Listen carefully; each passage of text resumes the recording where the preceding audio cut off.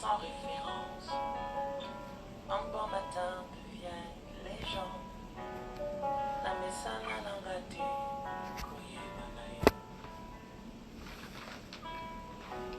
Les courtes prières et les résultats sont magnifiques. C'est que les nangas, Kogumenana aussi. Il m'appelait, je le sais, Nikabwezo Pela Katinanga. Namituni Bonani, Ezaumela, Yakolo Bezebele, mais pas d'occasion pour s'exprimer. Je suis rentré à ses pieds, Walobali Sosoué. Il me dit, cache-toi, Bombanae. Mais si cache Isabelle, Nabatonae, Bamonte. Bombanae, ici en prière. Alobi, cache-toi, Bombanae. Dieu prépare toujours les gens qui veulent exploser. Bombanae, ici en prière.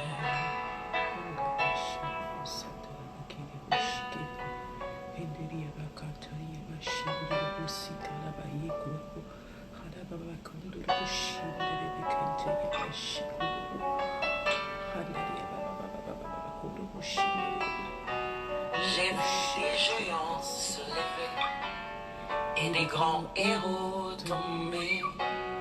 Au papa Kamisusu, Bamonitila. Ils ont vu en moi ta gloire. Ils veulent faire de moi un roi. Balobi, ba vieux prophète, Basilambalae. Il m'appelait, je le sais. Ikabwezo Pela Katinanga. Namituni Bonani. Ezoumela. Yakolo Bezebele. Mais pas d'occasion pour s'exprimer. Je suis rentré à ses pieds. Polobali Sousoué. Il me dit, cache-toi, Bombanae. Kosimba Montoisane, Bombanae. Zabete, cache-toi, Bombanae. Bangope Bazalaka, Lokola Yo, cache-toi. Bonsoir à tous. Bonsoir, bonsoir. Shalom, peuple de Dieu. C'est un privilège d'être avec vous ce soir. J'espère que vous allez bien. On a des personnes connectées, on peut avoir des réactions. Bonjour, bonsoir, dépendamment d'où vous suivrez la vidéo. Que Dieu vous bénisse abondamment. J'ai simplement envie de dire à quelqu'un que tu n'es pas à cet endroit par hasard. Je crois vraiment que Dieu t'a connecté à ce rendez-vous et que le Saint-Esprit veut nous faire du bien à tous. Alléluia, que Dieu vous bénisse abondamment, que Dieu vous bénisse. Est-ce que tu es confortable? Est-ce que tu es bien assis chez toi? Parce que je sais que le Seigneur, le Saint-Esprit a une parole puissante pour quelqu'un ce matin. Je suis tellement honorée de pouvoir être le vaisseau, simplement le vaisseau par lequel le Saint-Esprit va faire du bien à quelqu'un et sûrement à mon âme aussi. Je bénis le nom de Dieu pour cette plateforme déjà. Je bénis le nom de Dieu pour cette invitation, cet honneur. Pour moi, c'est un honneur d'être là avec vous aujourd'hui. Je crois vraiment que le Seigneur veut véhiculer un message très puissant. Pour ceux qui ont vu les affiches, je crois que vous avez vu le thème « Chaque saison compte ». Il y a quelque chose qu'on a oublié d'ajouter dans l'affiche. Chaque saison compte dans le parcours d'un héros. Amen, amen. Donc, vous êtes peut-être habitués avec la louange ici et tout, mais aujourd'hui, par la grâce de Dieu, je vais être l'instrument que le Seigneur va utiliser pour partager un message merveilleux. Et j'espère que nous serons tous bénis. J'espère que vous allez bien. Que Dieu vous bénisse abondamment, que Dieu vous bénisse abondamment. Je suis donc la sœur Joanne, vivant à Houston, une amoureuse du Seigneur, quelqu'un qui a été pris par grâce, quelqu'un qui a une personne misérable qui a eu la grâce de servir un grand Dieu. Et je bénis ce Dieu chaque jour pour les privilèges qu'il me fait. Et comme je dis, chaque saison, comme je pouvais introduire le thème de ce direct en disant chaque saison compte dans le parcours d'un héros. Qui suis-je? Je suis cette fille qui n'avait pas... J'étais vraiment une personne sans référence. une personne sans référence, une personne addicte à la drogue, une personne, une personne addicte à la drogue, une personne addicte à des choses vaine en fait, mais le Seigneur dans sa grâce m'a localisé. Il m'a localisé alors que je vivais une vie qui n'était pas digne. Il m'a localisé alors que j'étais dans la fornication. Il m'a localisé alors que j'étais dans la drogue. Alors ce matin je suis venue te dire, peu importe ce que tu vis, Dieu veut te localiser. Cette saison par laquelle tu passes compte aussi. Je ne savais pas que la droguée que j'étais hier devait être utile aujourd'hui pour pouvoir parler du nom de Jésus à un drogué. Aujourd'hui je peux dire à un drogué que Jésus t'aime parce que j'ai été drogué hier, parce que je suis passée par des situations. Aujourd'hui, je peux dire à une maman célibataire que Dieu a un plan pour ta vie parce que je suis passée par là. Donc, peu importe ce que tu traverses, j'ai une bonne nouvelle pour toi. Dieu a un plan merveilleux pour toi. Peu importe à quoi ça ressemble, Dieu a un plan merveilleux pour toi. Alors, bonsoir à la sœur Lily. Que Dieu te bénisse. Merci d'être là. Merci à vous d'être là ce soir. Comme je disais, merci pour le privilège qu'on me donne d'être sur cette plateforme. J'aime cette chanson du pasteur Atoms qui dit « Cache-toi ». Dieu prépare toujours les gens qu'il veut exposer. Il les prépare où? C'est dans le secret. On parle de quoi? On parle du secret. Ça veut dire quand Dieu veut t'exposer, il te prépare dans le secret. Et j'ai une très belle illustration pour nous aujourd'hui. C'est le roi David. Nous parlons beaucoup du roi David, mais il y a eu des saisons dans la vie du roi David. Amen, amen. Comme je disais, toutes les saisons comptent. C'est le thème de notre exhortation ce matin. Toutes les saisons comptent dans la vie d'un héros. Toutes les saisons comptent parce que nous allons observer que dans la vie du roi David, alors j'espère que vous êtes des amoureux de la lecture de la Bible parce que nous allons nous appuyer sur la Bible qui est le manuel du chrétien. Amen, amen. Alors qu'est-ce que la Bible nous dit à propos de David? La Bible nous dit dans 1 Samuel que David était un berger. Nous connaissons tous l'histoire de David, je crois. Je ne vais pas rentrer dans tous les détails, mais je vais d'abord énumérer les 4 saisons que j'ai pu signaler. Les 4 saisons que j'ai pu signaler dans le parcours de David. La saison où on l'a oint, donc on va appeler ça la saison de la consécration, de la prophétie, on oint David. Parce que quand le prophète Samuel vient, amen, amen, que Dieu vous bénisse, vous êtes là. Est-ce que vous êtes là ce soir? Est-ce que vous êtes là ce soir? J'ai envie de savoir, j'ai envie de sentir qu'on est là ce soir pour un seul nom, le précieux nom de Jésus. Moi, je suis très contente d'être avec vous et j'espère que vous êtes aussi très contents d'être là. Alors, je pouvais dire, il y a eu 4 saisons que j'ai pu relever dans le parcours du vaillant David, du roi David, de l'homme selon le cœur de Dieu. 4 saisons. La saison où Samuel vient le oindre pour être roi. On proclame qu'il est roi. On a même versé l'huile d'onction sur lui. On l'a oint roi. Mais David n'est pas directement rentré au palais. On est d'accord? Donc, il y a la saison de la consécration, la prophétie. Quand on vient, on déclare une parole sur ta vie. On t'a peut-être sûrement dit que tu seras une prophétesse des nations, que tu seras ceci, cela. On a sûrement dit une parole sur ta vie. Mais cette période, c'est la période qu'on appelle la période de consécration. Si tu vas appeler ça la période où la prophétie, la parole est relâchée.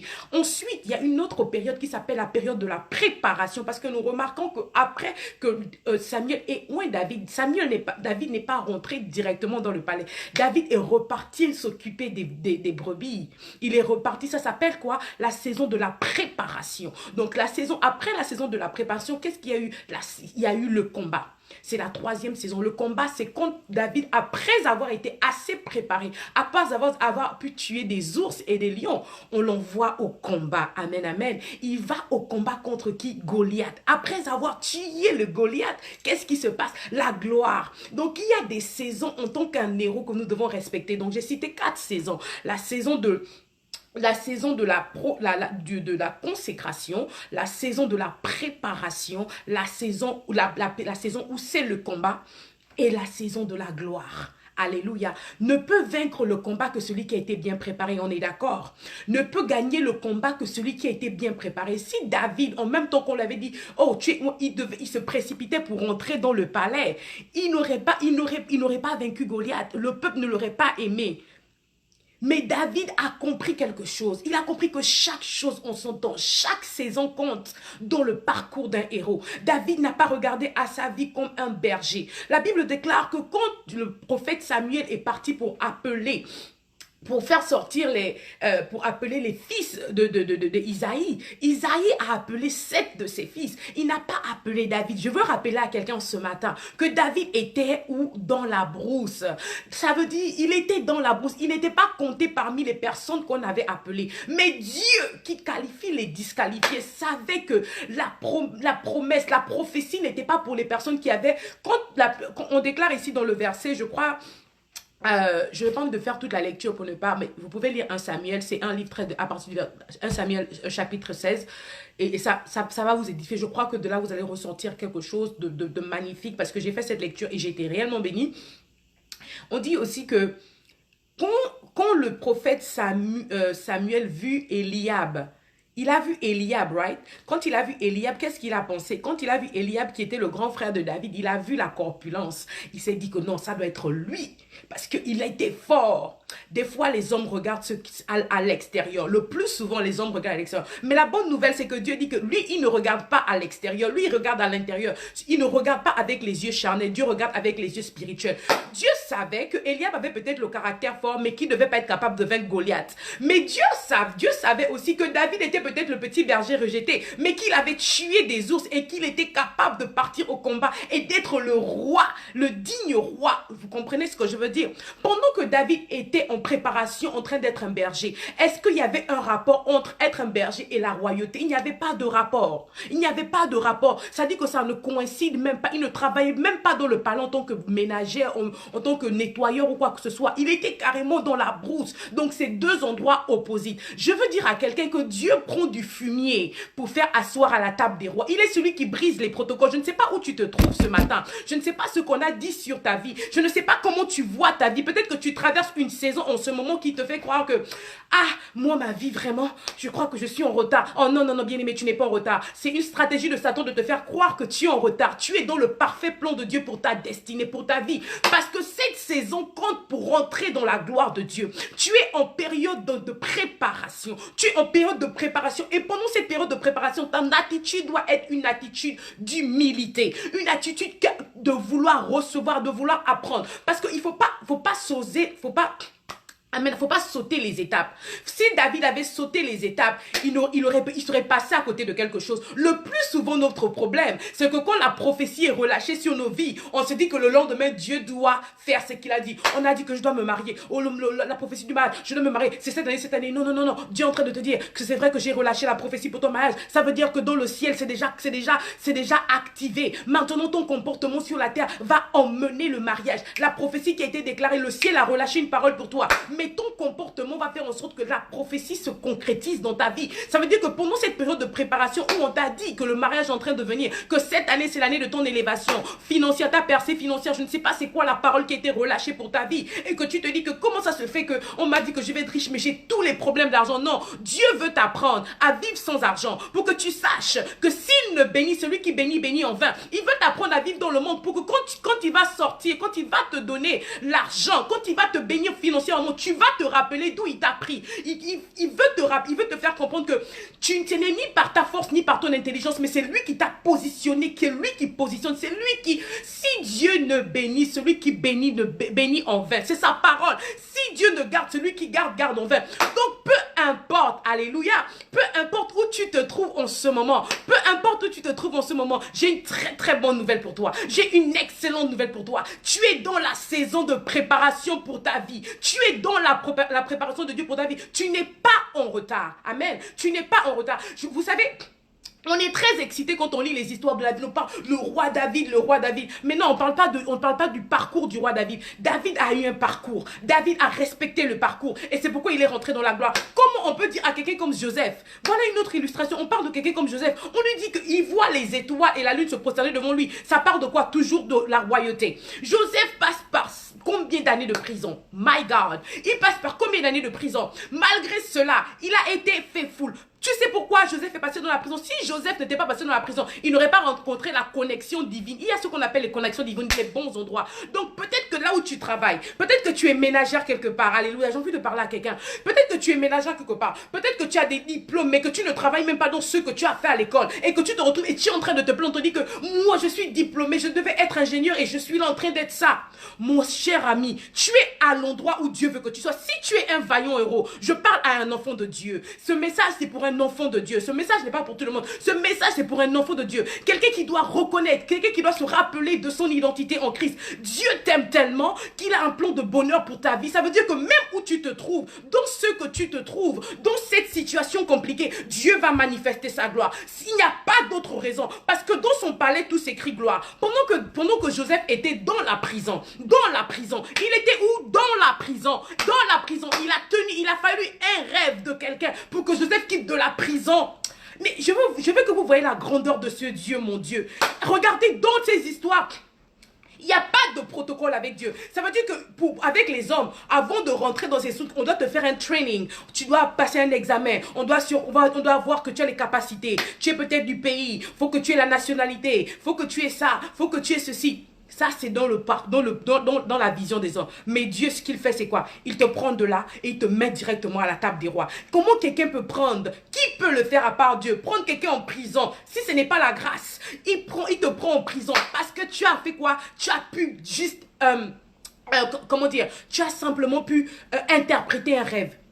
Non, c'est pas simplement interpréter un rêve. C'est parce que tu as été fidèle à Christ. Joseph aurait pu se dire, non, je n'ai plus besoin d'interpréter les rêves. Je n'ai plus besoin de croire en ça. Parce que même, j'ai cru ma vie. Ma vie n'a pas changé depuis que je suis là. Non, Dieu a dit à Joseph. Joseph a compris la puissance qu'il y a dans l'obéissance à la parole de Dieu. C'est pourquoi malgré qu'il était dans la prison, il a continué à servir Dieu. Il a continué à dire, je ne peux pas, mais je connais un homme qui peut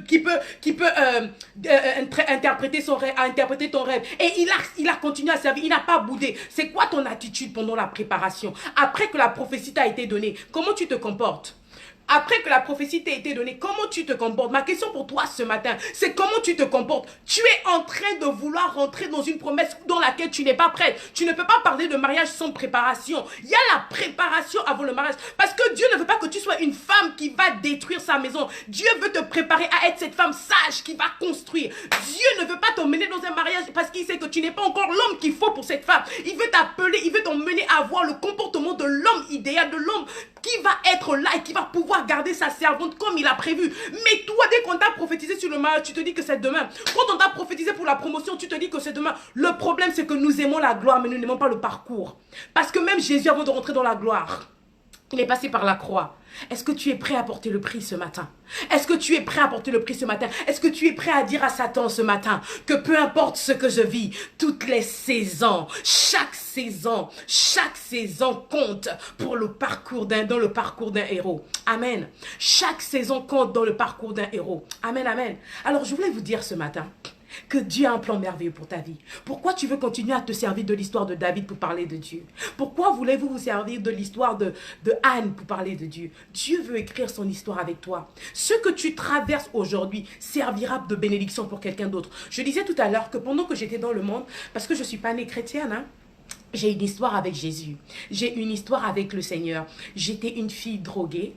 J'étais une fille qui se droguait. J'étais une fille qui forniquait. J'avais pas de vie. Je ne connaissais pas ce Dieu. J'entendais parler de lui et je n'y croyais pas. Et à chaque fois que quelqu'un faisait des témoignages sur ce Dieu, je disais toujours que les chrétiens, avec leurs mêmes histoires, Dieu m'a pris de là. Ça me faisait trop drôle parce que ma mère, elle est chrétienne. Donc ma mère était fatiguée. Je m'habillais complètement dénudée. J'avais pas de vie. Je dis, j'étais morte.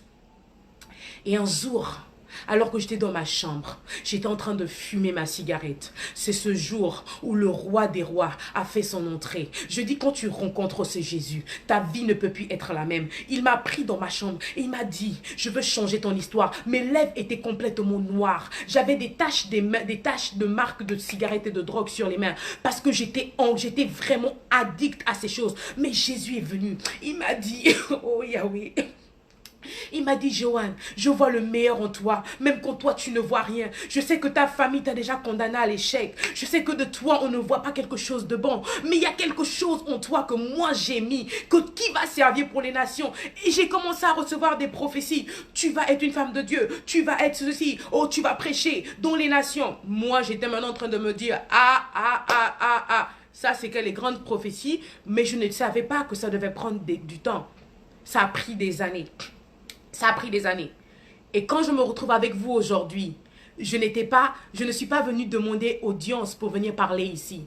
C'est Dieu qui m'a cherché, qui m'a contacté, qui a utilisé quelqu'un, un de ses serviteurs, une de ses servantes pour venir me dire, on veut que tu viennes prêcher, que tu libères un message. C'est dans le secret. J'étais en préparation. Je n'ai pas fait ma publicité. Je veux dire à quelqu'un ce matin, où tu te trouves, Dieu te localisera au temps opportun. Ce qu'il a dit pour ta vie, il va causer les gens de venir te chercher. Il a causé à Samuel, il a dit allez-y le chercher parce que ce festin n'aura pas lieu sans David. David était où? Dans la brousse. Où tu te trouves, ne peut pas empêcher la grâce de Dieu pour ta vie. Même si tu es dans la prison, même si tu regardes cette vidéo en prison, sur un lit d'hôpital, je ne sais pas dans quelle position tu regardes ce message, mais je suis venu te dire, tu es simplement à l'endroit où Dieu veut que tu sois. Parce que demain, Dieu veut que tu puisses être capable de parler à un malade et puis dire, je connais El Rafa. Je ne parle pas de El Rafa de la Bible, je parle du El Rafa qui m'a fait du bien. Je ne parle pas de David parce que je n'ai pas une histoire avec Jésus. Je m'appuie sur David parce que vous connaissez l'histoire de David. Mais je parle de Dieu parce que j'ai une histoire avec Dieu. Je sais où il m'a pris. Des fois, je regarde au rétroviseur de ma vie et je me dis, Seigneur, si ce n'était pas par ta grâce, où est-ce que je serais? Seigneur, si ce n'était pas ta grâce pour ma vie, où est-ce que je serais? Dieu a été tellement bon avec moi. Dieu m'a pris tellement loin. Et je ne pouvais pas savoir à ce moment que les saisons aussi où j'étais droguée, les saisons aussi où des hommes sont sortis avec moi et m'ont abandonné, pouvaient compter pour ma vie. Je ne savais pas que ça pouvait avoir un sens. Mais Dieu a utilisé cela. Aujourd'hui, je peux parler à une femme et te dire que maman, peu importe le nombre d'enfants que tu as fait, Dieu a un mari pour toi. Alléluia. Je peux te dire aujourd'hui que même si tu es drogué, même si on a déclaré que ton sang est déjà infecté comme le mien, Dieu est celui qui lave. Le sang de Jésus.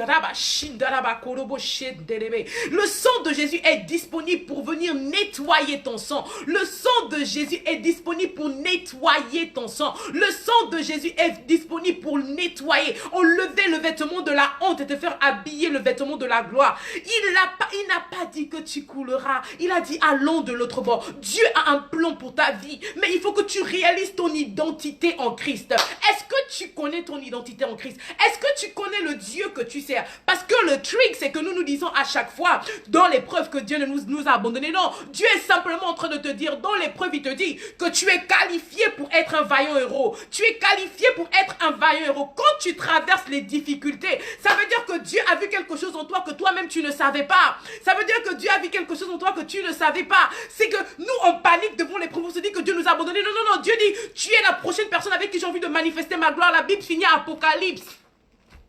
On a cité Samuel dans la Bible, on a cité Marc dans la Bible, on a cité Jean, on a cité Jérémie, on a cité des noms, voilà. Mais Dieu dit, c'est vrai que les hommes ont terminé d'écrire avec Apocalypse, mais mon histoire n'est pas terminée parce que je suis l'Éternel et je cherche encore sur la terre des personnes avec qui je veux faire un travail extraordinaire. Dieu ne veut pas que ça s'arrête seulement à Samuel. Dieu ne veut pas que ça s'arrête seulement à, je sais pas, non. Dieu est en train de dire à quelqu'un ce matin, je veux que ton nom soit dans les archives parce que ceux qui emmènent le nom dans les archives de ces personnes, c'est la foi qu'ils ont eue dans l'épreuve. Pendant que tu es dans l'épreuve, commence à célébrer le nom, commence à célébrer, commence à avoir l'attitude de quelqu'un qui comprend qu'il est en train de rentrer dans une autre dimension de sa vie, parce que c'est dans l'épreuve que Dieu nous prépare, c'est dans l'épreuve que Dieu teste notre amour. Pendant que tu es dans l'épreuve, ne maudis pas Dieu, ne remets pas en question l'amour de Dieu pour ta vie. Dans l'épreuve, commence à dire à Satan, je suis qualifié pour le miracle, je suis qualifié pour une autre dimension, je suis qualifié pour des choses grandes, je suis qualifié. Et pendant que tu es en train de dire ces choses, pendant que tu es en train de dire ces choses, Dieu est en train d'opérer dans une autre dimension pour ta vie, parce qu'il y a un miracle dans l'adoration. Pendant que tu es dans la saison où les choses se passent mal, c'est quoi ta position? C'est quoi la position de ta vie? Est-ce que tu es en train de te plaindre? Est-ce que tu es en train de dit, Jésus m'a abandonné. Oh Jésus, je dois rentrer en jeu. Non, tu n'as pas compris. Paul et Silas étaient en prison. Paul et Silas étaient où? Dans la prison. Ils ont fait quoi? La Bible déclare qu'au milieu de la nuit, alors qu'ils étaient en prison, injustement emprisonnés, parce qu'ils ont parlé de Jésus, ils ont été emprisonnés parce qu'ils ont célébré le nom du Tout-Puissant, parce qu'ils ont voulu faire comprendre au monde que Jésus est le chemin, la vérité et la vie, et que nul n'ira au Père si ce n'est que par lui. Il est le premier et le dernier, il est l'alpha et l'oméga. Paul et Silas ont été emprisonnés à cause de leur amour pour Christ, mais dans la prison, ils n'ont pas dit à Dieu, Seigneur, comment tu as pu nous laisser, comment tu as pu nous abandonner, Seigneur, comment tu as permis que le diable nous enferme, que nos ennemis non, ils n'ont pas dit, ils n'ont pas fait ça. Qu'est-ce que Paul et Silas ont fait? La Bible déclare, au milieu de la nuit, ils ont commencé à adorer le Seigneur. Au milieu de la nuit, Paul et Silas ont commencé à adorer. Ils ont commencé à adorer. Vous savez pourquoi? Parce qu'ils savaient que dans l'adoration, il y a quelque chose qui se passe. Que dans l'adoration, c'est là où Dieu opère. Ils ne se sont pas plaints. Ils ont dit, Seigneur, dans cette saison de notre vie, où nous sommes en prison, nous te bénissons. Parce que même si on est dans la prison, même dans l'ombre de la vallée de la mort, je ne crains aucun mal, parce que ta houlette et ton bâton me rassurent. Même si je suis en train de traverser cette situation difficile, je veux te dire que tu es plus grand que ce qu'on dit de toi. Tu es plus grand que les mots du dictionnaire. Paul et Silas l'ont compris. Ils ont adoré. Et pendant qu'ils adoraient, la parole de Dieu nous déclare, quelque chose s'est passé. Alléluia. Quelque chose s'est passé. Qu'est-ce qui s'est passé pendant que Paul et Silas adoraient? Pendant que Paul et Silas adoraient dans la prison. Ils n'étaient pas dans une situation confortable. Ils n'étaient pas dans une position confortable. Ils étaient dans la prison. On dit que pendant qu'ils adoraient, les portes de la prison se sont ouvertes. Alléluia. Les portes de la prison. Ils n'ont pas ouvert les portes de la prison. Les portes de la prison se sont ouvertes. Ton adoration, ton attitude déterminera ton altitude dans la saison dans laquelle tu es. Si tu as compris que l'attitude à avoir, c'est l'adoration, je dis dans le nom de Jésus, je prophétise, je déclare que toutes les portes de ta vie qui étaient bloquées s'ouvriront d'elles-mêmes. Ça s'ouvrira d'elles-mêmes. Parce que Dieu, la seule chose qu'il ne peut pas faire, c'est s'adorer. Il ne peut pas s'adorer.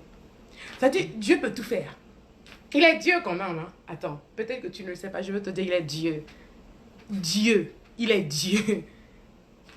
Mais il ne peut pas s'adorer. Il ne peut pas se dire, je suis Dieu, je suis grand, je suis le Tout-Puissant. Il aime ça. La parole de Dieu, il déclare, il réside dans l'adoration de son peuple. C'est quoi ton attitude en ce moment? C'est quoi ce problème que tu traverses qui te fait croire que tu es en retard? Qui t'a dit ça? Qui t'a dit que tu es en retard? Tu es dans le plan parfait de Dieu pour ta vie. Tu m'écoutes?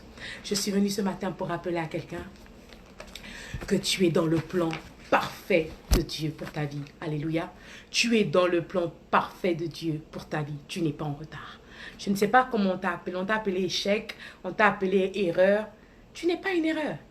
Tu as écouté ton histoire. On a dit que toi, ta mère t'a eu, elle ne voulait pas t'avoir. Cette grossesse est rentrée. Non, tu n'es pas le fruit des hasards.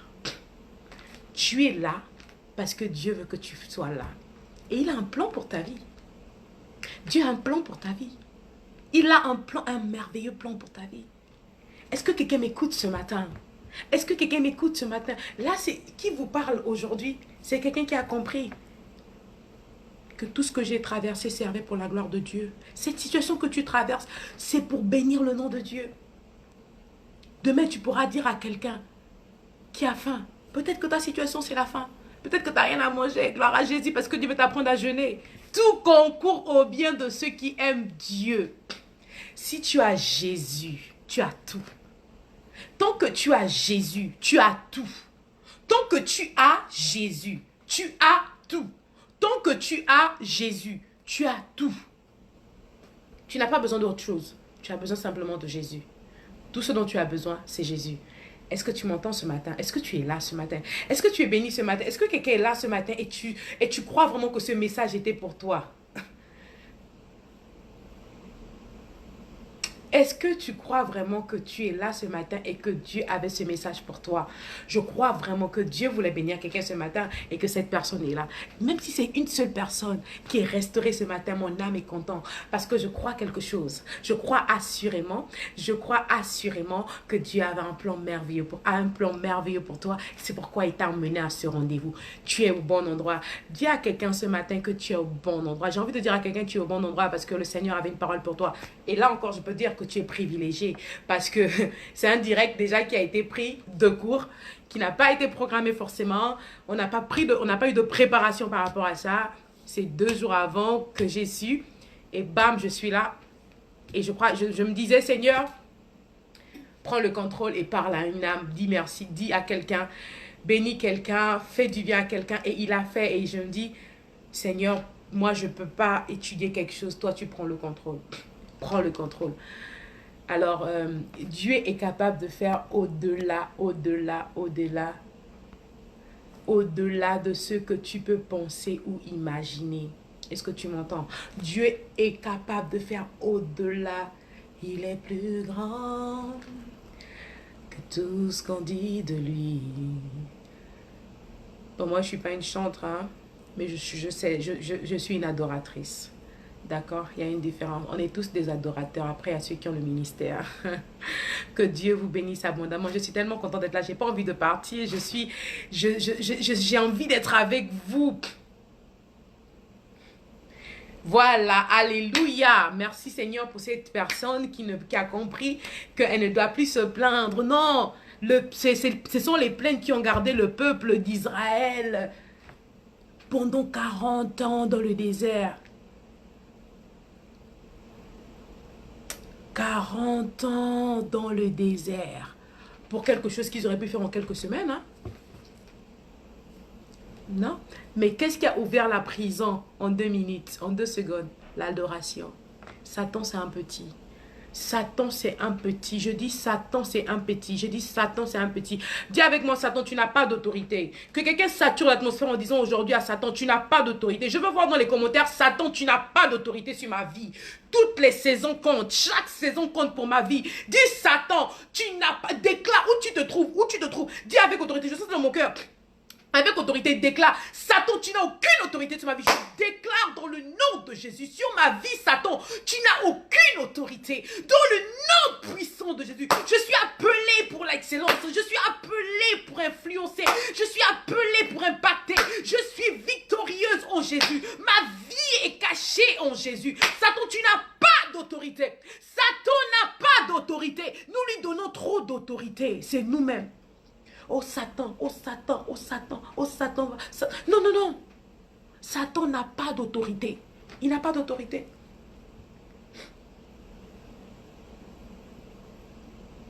Il n'a pas d'autorité. Alors je veux te rappeler ce matin que cette saison compte pour ta vie. Amen. Cette saison compte pour ta vie. Cette saison compte pour ta vie. Cette saison que tu traverses compte pour ta vie. Je veux répéter ça à quelqu'un ce matin. Où tu te trouves en ce moment? Où tu te trouves en ce moment? Ça compte pour ta vie. Où tu te trouves en ce moment compte pour ta vie. Tu n'es pas en retard. Ah bon, tout le monde s'est marié. Toutes tes copines se sont mariées. À l'église, tu es la seule célibataire qui va avec l'enfant. Ah, d'accord. Gloire à Jésus. Gloire à Jésus. Parce que ton mariage sera glorieux. C'est pourquoi Dieu prend son temps avec toi. Vous savez pourquoi Dieu a pris le temps avant de venir s'occuper de Lazare? Il s'est dit d'abord, ah j'arrive. Après il a dit, non, tu sais quoi? Pour Lazare là, ce moment-là, comme c'est mon ami, je vais laisser que Lazare meure pour les hommes. Pour que les hommes comprennent que moi je peux ressusciter. Je suis la résurrection. Donc pendant que les gens sont en train de se moquer de toi, les gens se disent quoi? Les gens te disent quoi? Tu es zéro. Les gens te disent quoi? Ah, tu es en retard. C'est ce qu'ils t'ont dit. Je vois. L'homme a cette habilité de penser qu'il est Dieu. C'est ce que j'aime pas avec Dieu. On va dire, on aime ça, puisqu'on doit aimer nos frères. On a cette habilité de penser qu'on peut déterminer la vie de quelqu'un à cause de son aujourd'hui. Ah bon? Donne-moi d'orgueil hier, là, je pouvais parler de Jésus avec vous aujourd'hui. Et puis vous êtes bénis. Moi là, qu'ils habillaient nus, presque nus. J'ai mon hier, hein. Parce que je suis en train de parler, mais je ne parle pas de quelque chose que je ne raconte pas. J'ai mon histoire. J'ai mon histoire et je l'ai partagée d'ailleurs sur ma page. Je suis un produit de la grâce. Je suis un produit de la grâce. Aujourd'hui, tu me regardes et tu es béni, mais tu ne sais pas le parcours que j'ai, toutes les saisons que j'ai traversées avant d'être là. Je suis un produit de la grâce. Tu es un produit de la grâce. Alors cette saison, je veux te rappeler que cette saison va compter pour la gloire de Dieu. C'est quoi? J'aurais dû commencer même par ça. Parce qu'on parle de quoi? Saison. On doit définir c'est quoi une saison. Une saison, c'est une période bien déterminée. Une saison, c'est une période déterminée. Ça veut dire que ce n'est pas définitive. Tu es dans une saison, c'est saisonnier. Ça veut dire que ce n'est pas la fin. Tu es en processus, comme l'or a besoin, avant d'être être l'or même et tout, d'être utilisé, ça passe par le feu. Tu as besoin de passer par le brisement. Il faut accepter le brisement. Parce que Dieu est en train de t'emmener dans un ministère où, si tu ne sais pas fermer ta bouche, tu vas insulter même les fidèles que Dieu emmène dans ta vie pour te bénir. Donc, pendant que Dieu est en train de te briser, à te dire que tu dois fermer ta bouche, accepte ça parce que Dieu t'apprend quelque chose. Il connaît devant. Est-ce que quand David tuait l'ours, David n'avait pas idée qu'il devait tuer Goliath, il devait avoir un Goliath des années après. Si David avait refusé d'être berger, il n'aurait pas été le roi parce qu'il n'aurait pas eu la préparation qu'il faut. S'il avait boudé que non, ah bon, papa, moi, je suis ton fils, et puis moi, tu m'envoies être berger. Si on t'a pris pour la moins que rien dans ta famille, le moins que rien dans ta famille, dis merci à Jésus. Merci à Jésus parce que Dieu nous aime. Dieu aime les gens comme nous. Les gens qui sont, on ne nous voit pas. C'est-à-dire quand on nous regarde là, on voit échec. Quand on te regarde là, on dit ah, il n'y a rien dedans. Et puis Dieu dit, la terre était informe. Parce qu'il est celui qui donne la forme aux choses informes. Parce que la parole de Dieu dit que la terre était informe, mais quand il vient, il donne forme. Donc pendant que toi tu n'es pas, tu es informe, Dieu regarde en toi et puis il voit une prophétesse des nations. Pendant que toi tu vois une femme abandonnée, une mère célibataire, pendant que tu vois un homme sans emploi, pendant que tu vois un homme en retard, tu te dis que tu es en retard, Dieu te regarde et puis il dit je t'appelle à être, oh tu voulais être ingénieur, non je te garde dans le secret parce que je veux te donner la révélation pour que tu puisses créer la nouvelle technologie qui va faire des choses excellentes. Mais pendant ce temps tu te dis, tu pleures pour le boulot que tu n'as pas eu. Dieu te dit non, je ne veux pas que tu travailles pour quelqu'un. Tu veux être directeur. Moi, je veux que tu sois le fondateur de ta compagnie. C'est pourquoi reste dans le secret. Dans le secret. C'est là-bas qu'on apprend. Dans le secret. C'est là où on entend la voix du Père et les instructions du Père. C'est dans le secret. C'est dans le secret. Alors qu'il n'y a personne autour de toi. Alors qu'il n'y a personne autour de toi. C'est dans le secret que Dieu se révèle. C'est dans le secret où tu pleures au pied du maître et tu dis à Dieu, je ne suis rien Seigneur. Je me rappelle de ces nuits où mes larmes coulaient et je disais à Dieu, prends ma vie, fais ce que tu veux de moi parce que je ne peux plus avancer. Je suis fatiguée, Jésus, mets-moi au dos. J'ai trop essayé de moi-même, Yahweh. J'ai trop essayé. J'ai essayé avec Charles. J'ai essayé avec Jean en pensant que le mariage serait avec X et Y. Je me suis dit qu'il fallait que je fornique, que je donne, que je montre la couleur de mon slip à chaque personne qui devrait rentrer dans ma vie. Peut-être après ça, il m'aurait vu comme une femme à épouser. Dieu me dit, va dans le secret.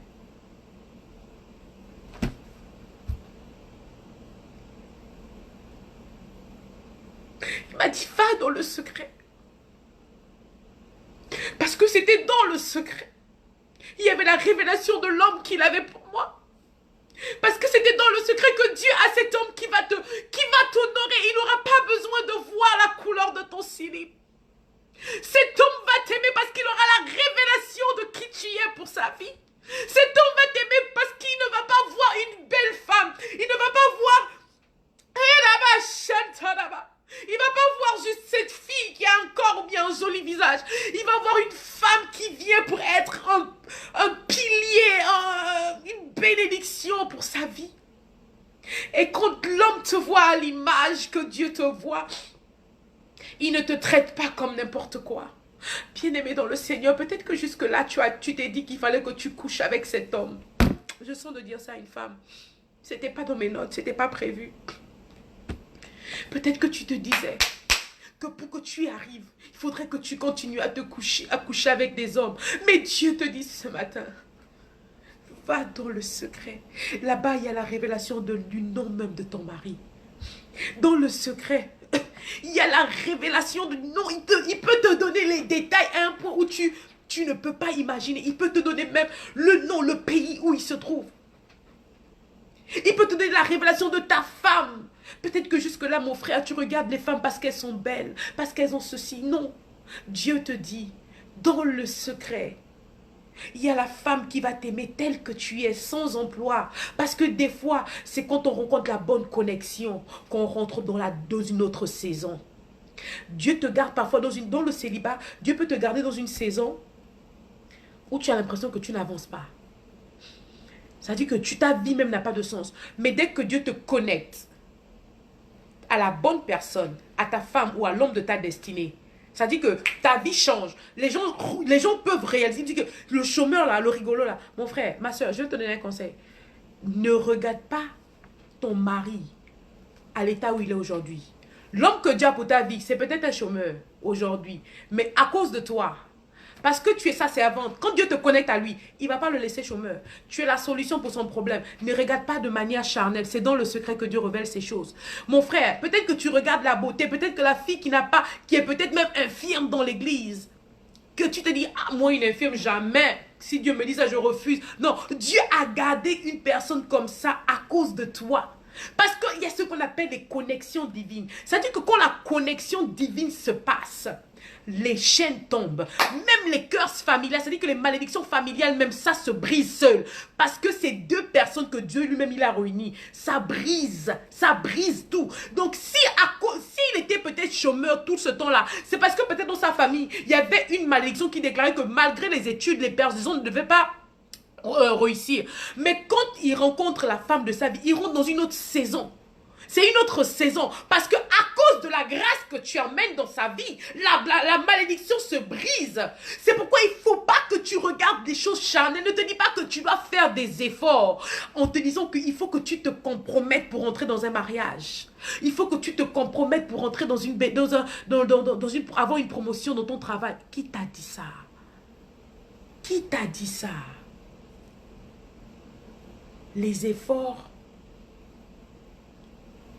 tu n'en as pas besoin avec le Seigneur. De gloire en gloire, de gloire en gloire, il nous emmène dans les profondeurs. On parle de profondeur. La profondeur, c'est pas comme ça. La profondeur, c'est comme ça. Ça veut dire que tu dois accepter le brisement pour être dans la profondeur. La profondeur, c'est comme ça. Comme ça. Profondeur, hauteur. Donc, tu vas en profondeur. Tu vas en profondeur, tu reçois et tu ressors pour la hauteur. Profondeur, recevoir et monter pour la gloire de Dieu.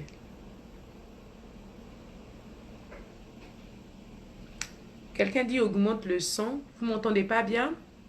Le volume n'est pas suffisant. Désolé.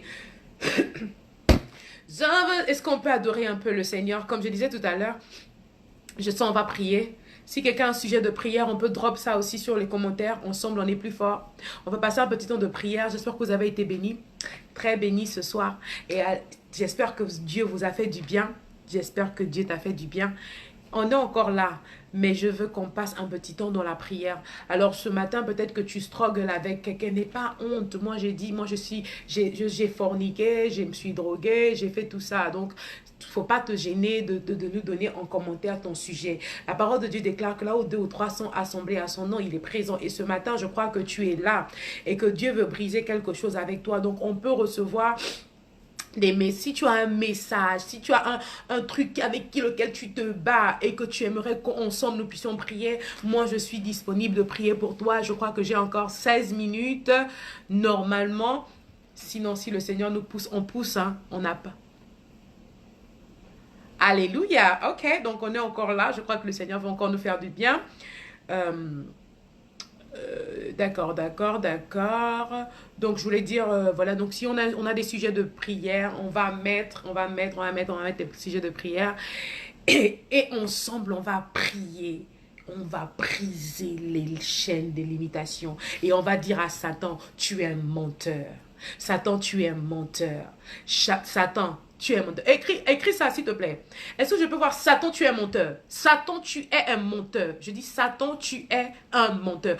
Si tu n'as pas le temps d'écrire, il faut dire où tu te trouves. Satan, tu es un menteur. Je dis, Satan, tu es un menteur. Cette saison est passagère. Cette saison est passagère. Je suis en train de prendre le prochain vol. Mon envol pour ma destinée glorieuse. Je suis en train de prendre l'envol pour entrer dans les grâces que Dieu a prévues pour ma vie. Dans les grâces que Dieu a prévues pour ma vie.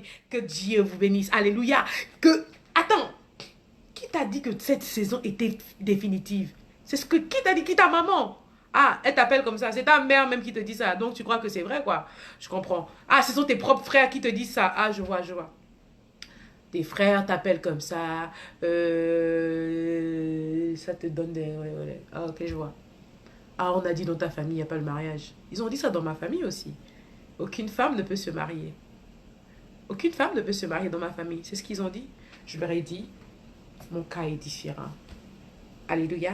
Dis à quelqu'un, est-ce que tu peux dire, mon cas est différent? C'est vrai que la réalité dit ça.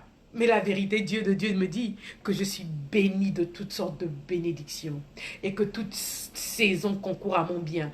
Donc, même quand je suis là et que je ne vois pas l'homme de ma vie arriver, je sais qu'il est en préparation pour être l'homme parfait que Dieu veut que je puisse avoir. Même quand je ne vois pas que mon mariage est là, je bénis Dieu parce que Dieu est en train de me préparer à être une femme merveilleuse. Même quand je ne vois pas la promotion, je dis merci, n'abandonne pas.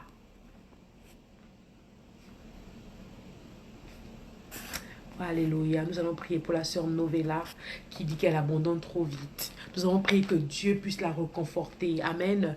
Que Dieu puisse la reconforter. Mon cas est exceptionnel. Amen. La sœur Ernestine, j'aime ça encore mieux. Mon cas est exceptionnel. Ton cas est exceptionnel. Ton cas est différent. Ton cas est unique parce que celui qui marque la différence vit en toi. C'est pourquoi ton cas est différent. Si tu ne savais pas pourquoi ton cas est différent, c'est parce que Jésus vit en toi. Et Jésus marque la différence. Jésus marque la différence. Donc ton cas est différent parce que Jésus qui vit en toi marque la différence. Attends, on parle de Jésus quand même. Est-ce que tu sais que ton corps est le temple du Saint-Esprit? Parce que des fois on oublie que quand nous on marche les plus, Jésus, sa demeure, c'est nos corps. Jésus, celui qui a marché sur les eaux. Ce Dieu a marché sur les eaux là sans bateau. Jésus a marché sur les eaux là sans bateau. Elohim a marché sur les eaux là sans bateau.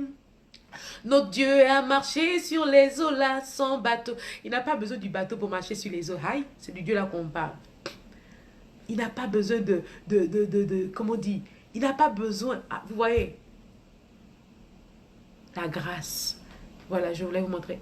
Pour vous dire que Dieu m'a pris quelque part. Et aujourd'hui, je suis là. Pour parler de Dieu. Pardon, je voulais partir maintenant en anglais. Est-ce que c'est pas un Dieu magnifique? La sœur Laurie donne...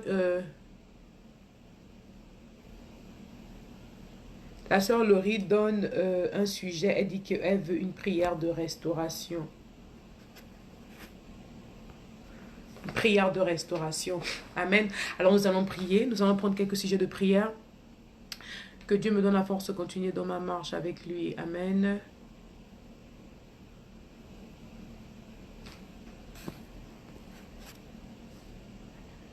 Amen. Voilà, il y a un marabout qui est venu mettre son numéro. Vous dit qu'il fait en commentaire, hein. Ange Nelly. On va prier pour Ange Nelly. Amen. Parce qu'il vient de mettre son il dit qu'il est... Il fait le bédou magique qui produit le blanchiment de l'argent. Mais nous allons lui... On va prier ensemble pour Ange Nelly. Je ne sais pas si c'est un homme ou une femme. Là, c'est fort parce qu'il vient mettre un commentaire carrément. dans le direct du Nganga Munene.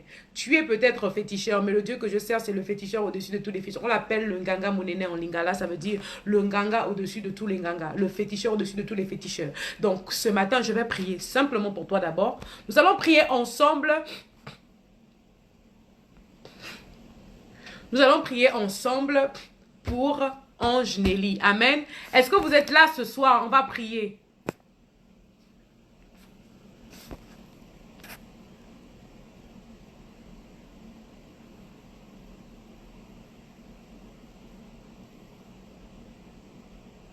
Ok. Il y a aussi le frère ou la sœur de Jésus. Bon, on a beaucoup de sujets.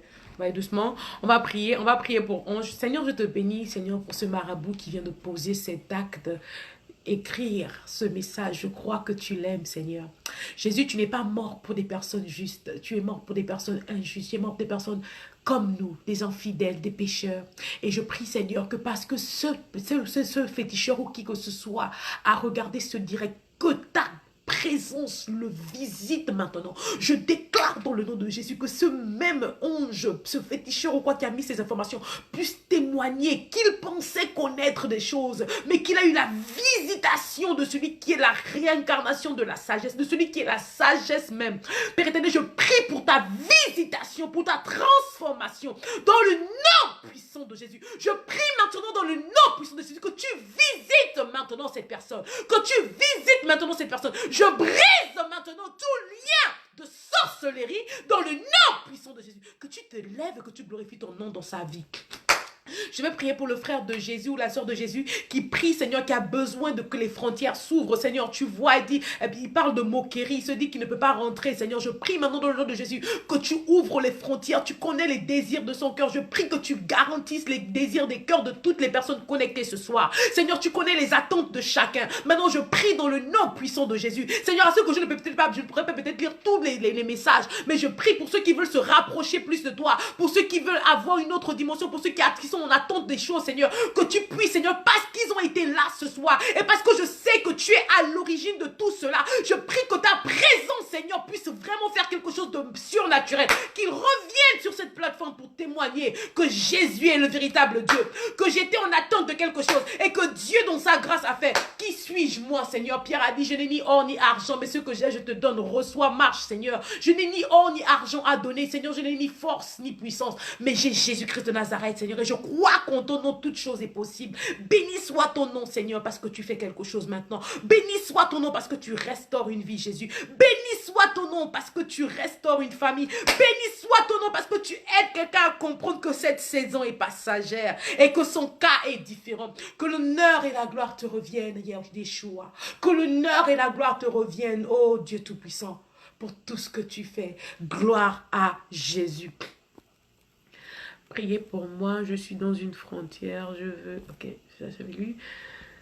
Les marabouts sont partout sur les réseaux sociaux. Waouh. Amen, amen, amen.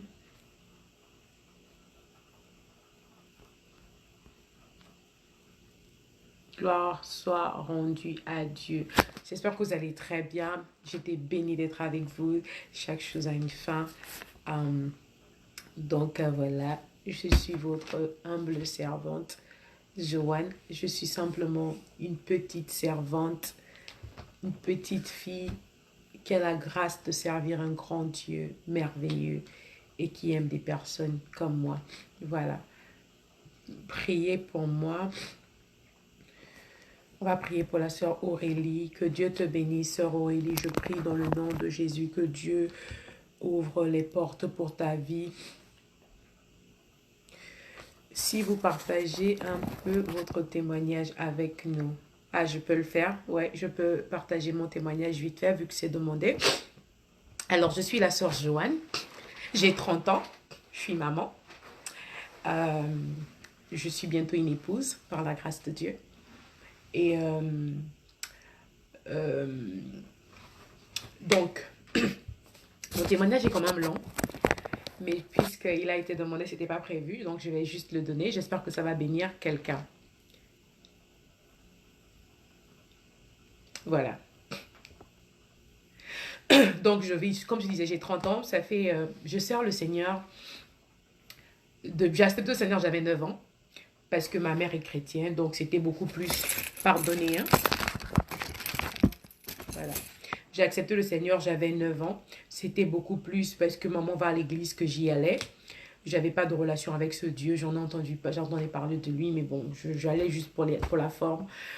Au début, je le servais parce que j'aimais beaucoup les codymes et tout.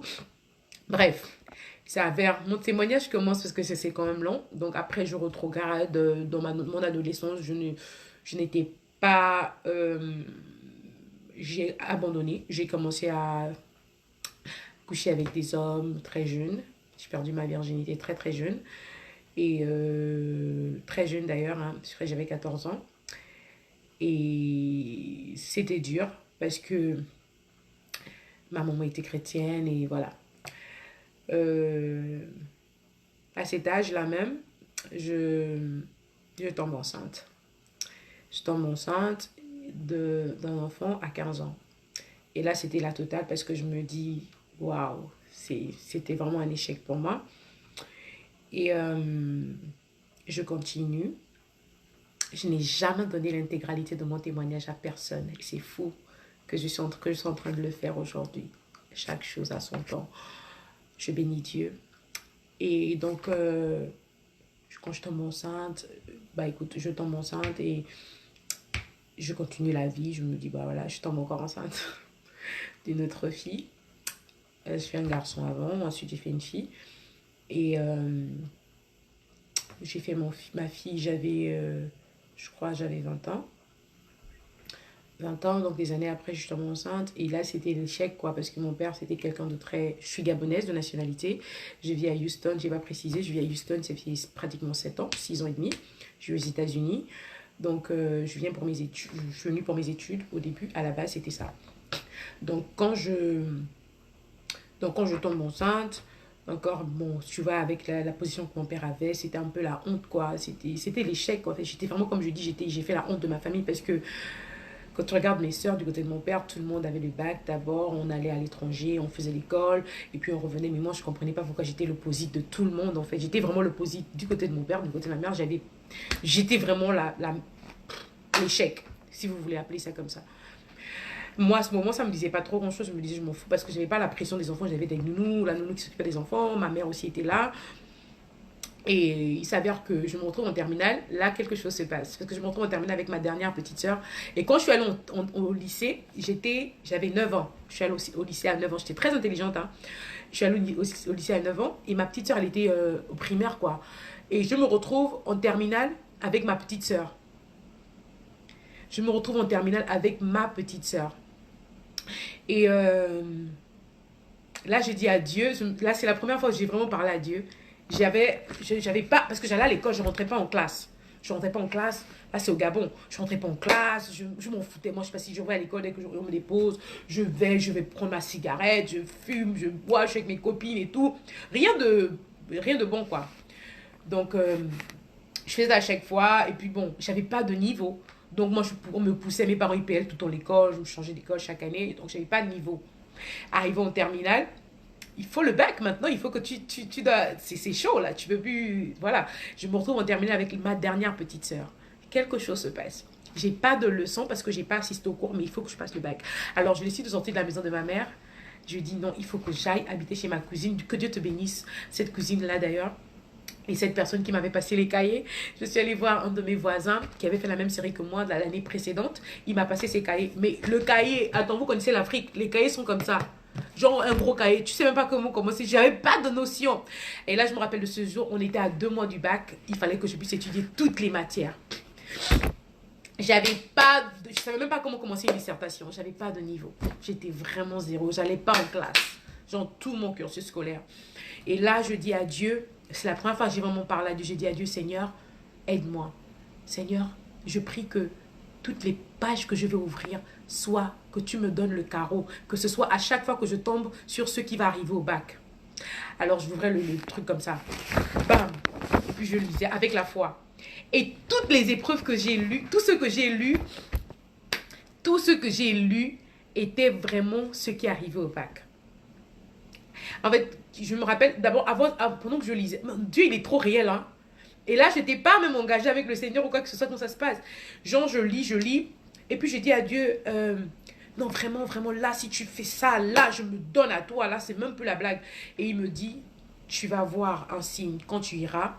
Le premier jour de l'examen, c'est peut-être l'épreuve, même en philo, je vous promets devant le Dieu que je sers, même en philo, il m'a donné le thème de ce qui arrivera en philo, comme ça. Et je suis arrivée, et le jour du bac, c'est exactement ça. Pendant que je suis en train d'écrire, il me dit, sa voix, à l'époque, je me disais que c'était mon subconscient qui me parlait, ou bien je sais pas, maintenant je sais que c'est le Saint-Esprit qui me parlait. Il me dit, tu as vu, je t'ai dit que ces choses, tu les auras. Et voilà, maintenant, tu as eu.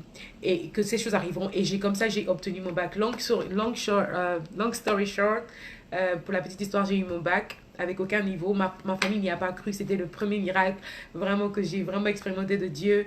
J'ai eu mon bac et vraiment tout ce que j'ai étudié, Dieu a renouvelé mon intelligence en moins de 2 mois du bac. J'ai décroché mon bac.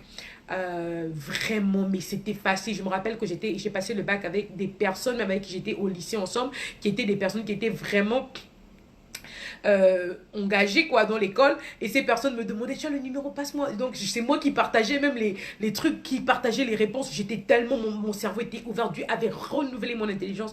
C'était magnifique. Alors après le bac, je suis venue aux États-Unis, mais comme vous savez, on fait des promesses à Dieu, mais Dieu nous connaît tellement, il savait que c'était pas la fin. Je suis allée fêter en boîte le même jour, hein, quand j'ai eu le bac, je suis allée en boîte, j'ai fêté, j'ai bu, je me suis enivrée. Ensuite, je suis venue aux États-Unis et mon histoire a commencé aux États-Unis. Vraiment, mon histoire a commencé aux États-Unis.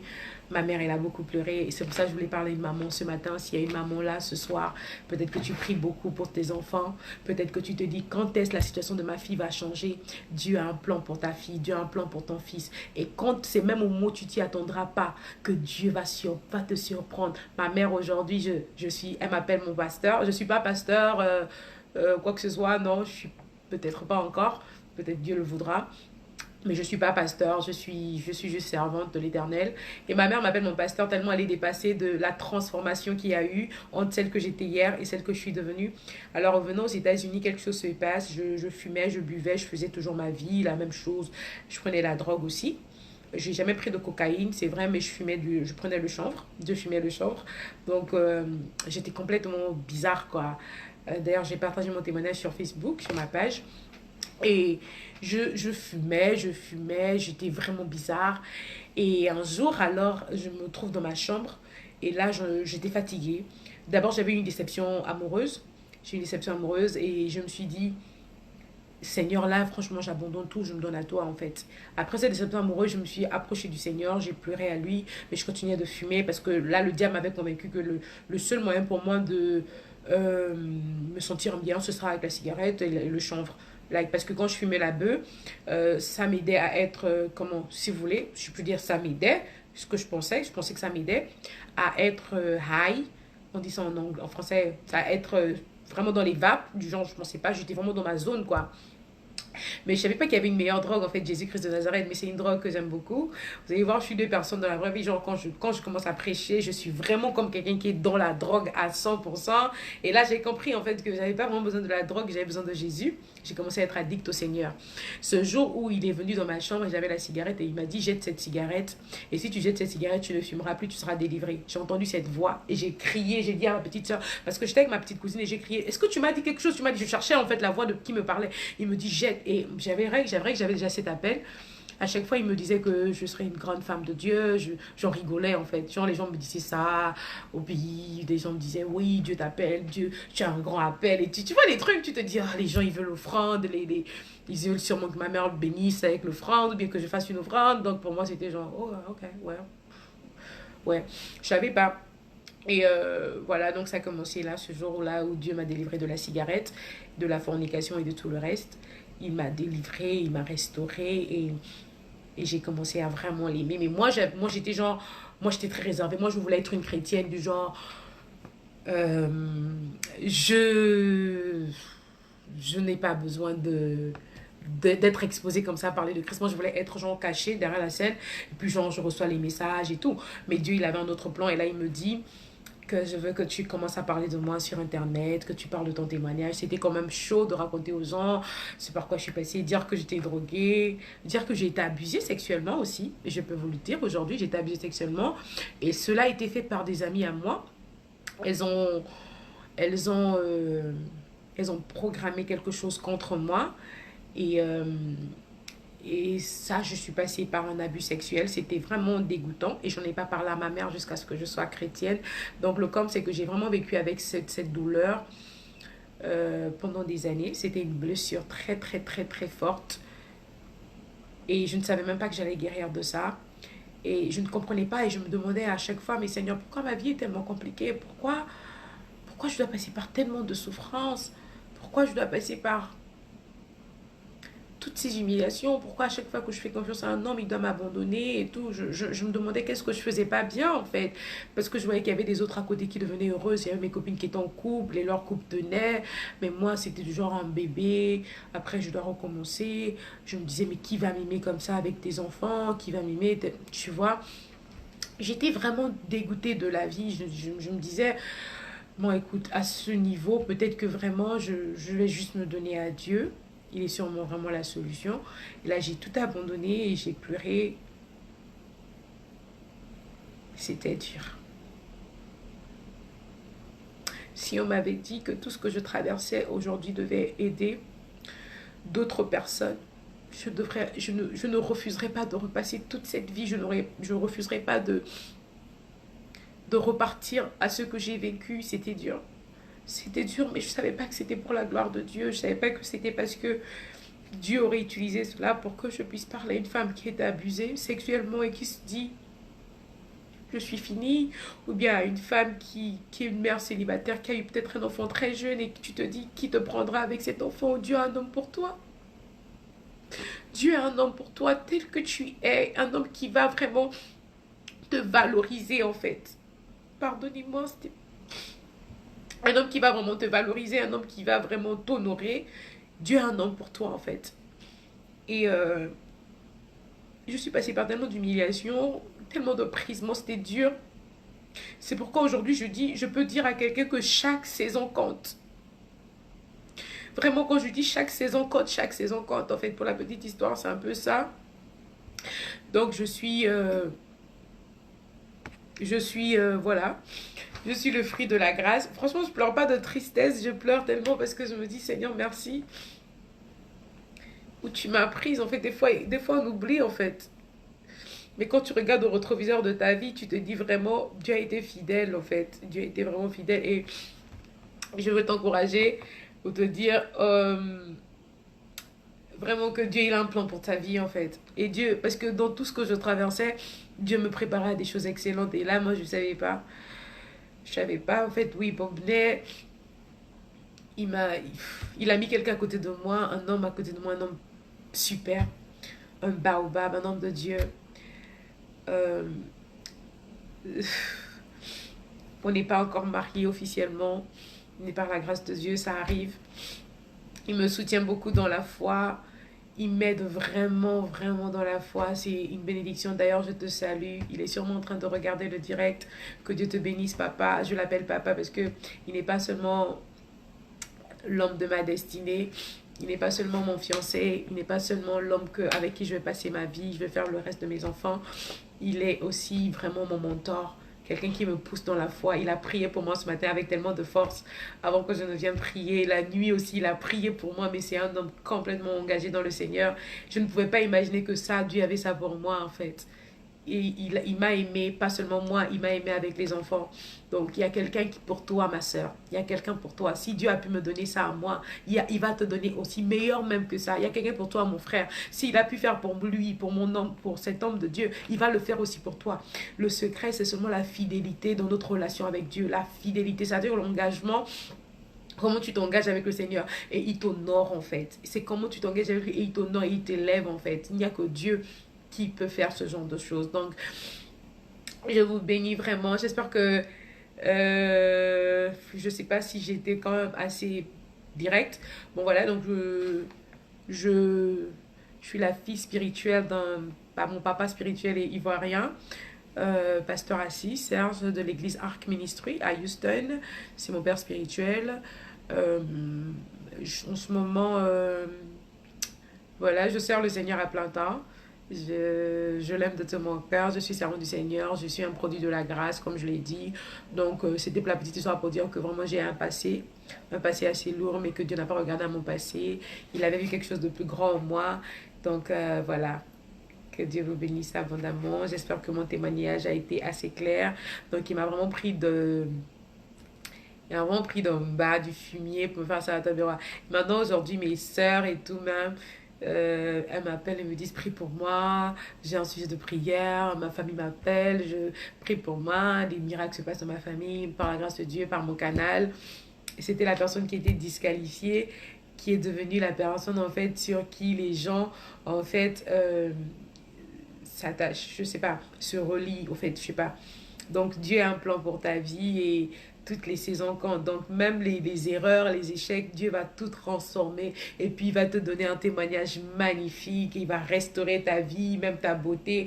Moi, il a tout restauré. Je suis belle, n'est-ce pas? Bien. Je suis une jolie fille quand même. Chose embête.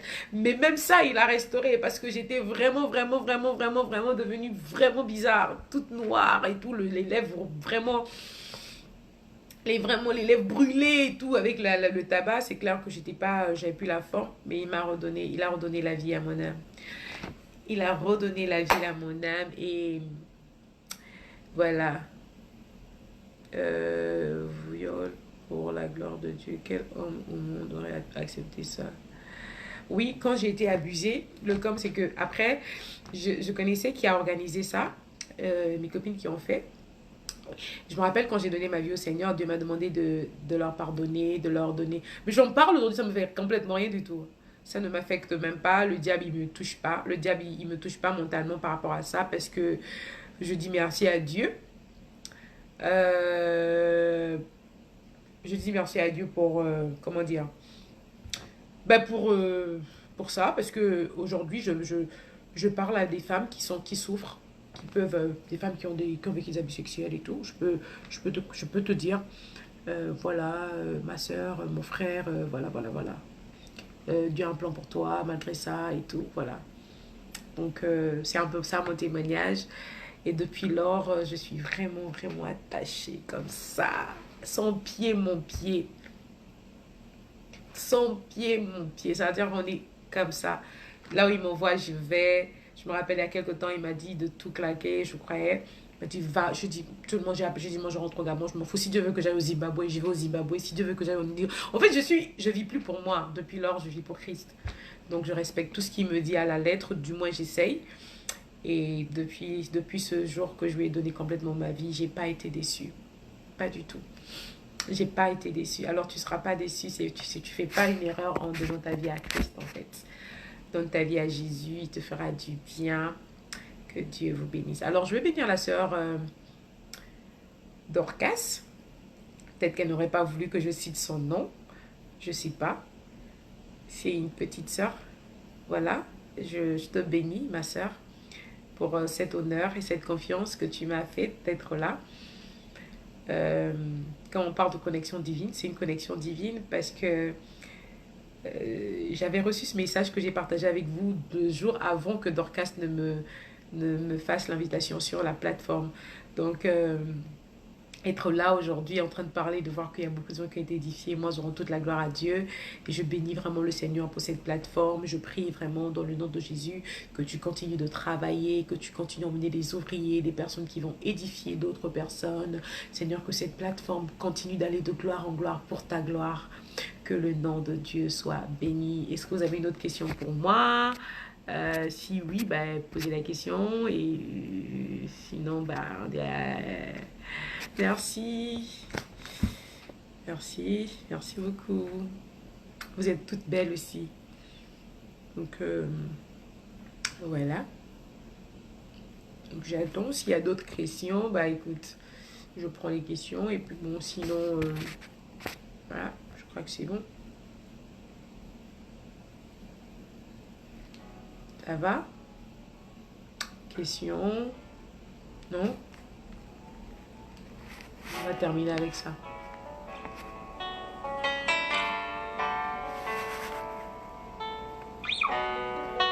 personne sans référence. Un bon matin devient une légende.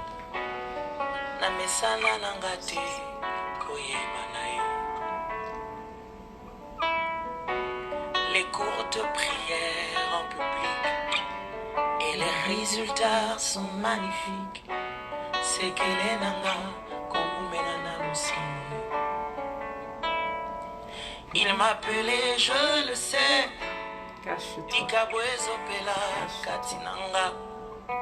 Namituni ponanini. Esa umela. Yakolombe zebele. Mais pas d'occasion pour s'exprimer. Je suis rentré à ses pieds. Poiloba les sous-soués. Il m'a dit, cache-toi. Bombanae. Mesika Jezabel. Nabatonae. Bamonote. Bombanae. Ici en prière. Le nom de ma page.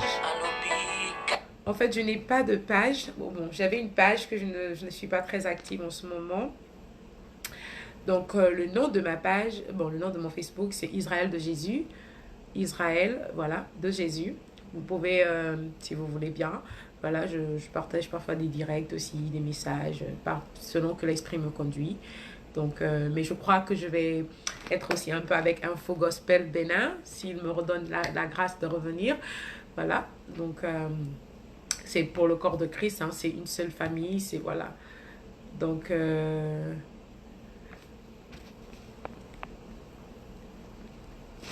oh, Dorcas, vraiment, je suis touchée, tu me donnes des frissons. Gloire à Jésus, vraiment. Voilà, donc Israël de Jésus, c'est ma page. Voilà, c'est tout. J'ai pas de page, c'est mon Facebook. Bon, l'instant, je travaille pas sur ma page parce que, à part la vie du ministère, je travaille aussi à plein temps. Donc, c'est pas forcément facile d'équilibrer, mais bon, dès que Dieu ouvrira les portes, c'est sûr que je me donnerai à fond peut-être sur une page à son temps. Voilà. Pour l'instant, ma page, c'est Israël de Jésus. Donc, Israël de Jésus, vous pouvez taper, et puis voilà. Il n'y a pas de photo de moi, c'est une image, et je crois que c'est... Voilà, que Dieu bénisse. Donc, on va... La chanson, c'est...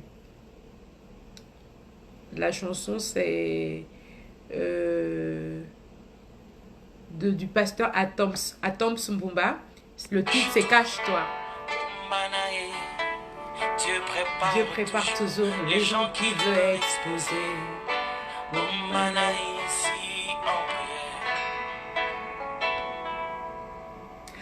Mon numéro, vous pouvez contacter la page. Je crois que la sœur Dorcas pourra vous donner mon numéro. Je ne sais pas comment donner mon numéro là comme ça sur le direct. Je ne sais pas si c'est possible de le faire. Je pense que c'est quand même un peu... C'est quand même mon numéro. C'est vraiment pas parce que je me prends la tête ou quoi. Non, mais je me dis, bon, quand même mon numéro. Tali, Olga. Bonsoir ma chérie. J'aimerais aussi parler avec vous si vous voulez bien, si Dieu le veut. Mais bon, vous pouvez prendre des informations avec la sœur Dorcas, si vous voulez. La sœur Dorcas, voilà, Info Gospel. Voilà, pour quoi que ce soit. Donc, que Dieu vous bénisse abondamment. Je vais prier, remettre voilà. Seigneur, je te bénis pour ce direct. Seigneur, je te bénis pour ce merveilleux temps que nous avons passé en ta présence. Seigneur, comme tu dis, dans ta parole, chaque chose a une fin. Et merci pour maintenant toutes ces personnes qui ont été connectées, pour toutes ces personnes qui ont été bénies par ce direct. Je prie dans le nom puissant de Jésus que tu leur accompagnes, que ce message impacte leur vie, Seigneur. Je prie, Père éternel, que ce message ne leur lâche point, Seigneur. Que tu puisses être avec eux, mon Père et mon Dieu. Je te bénis dans le nom puissant de Jésus. Je bénis ton nom dans le nom de Jésus. Je prie maintenant, Seigneur, que chacune d'entre elles, Seigneur, chacun d'entre eux, Seigneur, puisse être renouvelé par la puissance de ton nom. Gloire à toi, Seigneur, que tu leur apprennes encore, que tu leur rappelles encore que chaque saison compte. Que le nom de Jésus soit béni. Il me dit, cache-toi, Dieu prépare toujours les gens qui veulent exposer. Mais je vous aime trop, mes frères et sœurs en Christ. Comme il est bon pour les frères et sœurs de demeurer ensemble. J'ai pas envie de les partir. J'ai envie de vous laisser. Mais quand même, il faut que je vous laisse. Donc, vous voyez avec le frère. Voilà, le frère Shalom. Olamide et la sœur Dorcas. Voilà, comme ça ils peuvent encore nous arroser un autre rendez-vous si vous voulez bien. Et ben écoute, on reviendra. Nous on travaille pour le royaume. Hein. Donc je vous aime beaucoup. J'étais très bénie d'être avec vous. Merci, merci, merci. Que Dieu vous bénisse abondamment. Sœur Evelyne, que Dieu comble les désirs de ton cœur. Je prie dans le nom de Jésus que tu reçoives la prière que tu as demandé, que tu as adressée à Dieu. Je prie dans le nom de Jésus. Je vais continuer à prier pour chacune des personnes qui a été là ce soir. Je ne connais pas, je n'ai pas pu prendre le nom de tout le monde, mais je vous promets une chose, que je prierai afin que cette parole soit gravée à jamais dans vos cœurs et afin que le dérobeur ne vienne pas dérober cette parole que vous avez reçue. Rappelez-vous de votre identité en Christ et ne laissez personne vous faire croire que vous êtes moins que ce que Dieu dit que vous êtes. Alléluia. Votre cas est différent. C'est ça, avec cette parole que je vous laisse. On se dit à la semaine, amen, à très bientôt, je vais dire à la semaine prochaine. Mais bon, on se dit à très bientôt par la grâce de Dieu. Que Dieu vous bénisse abondamment.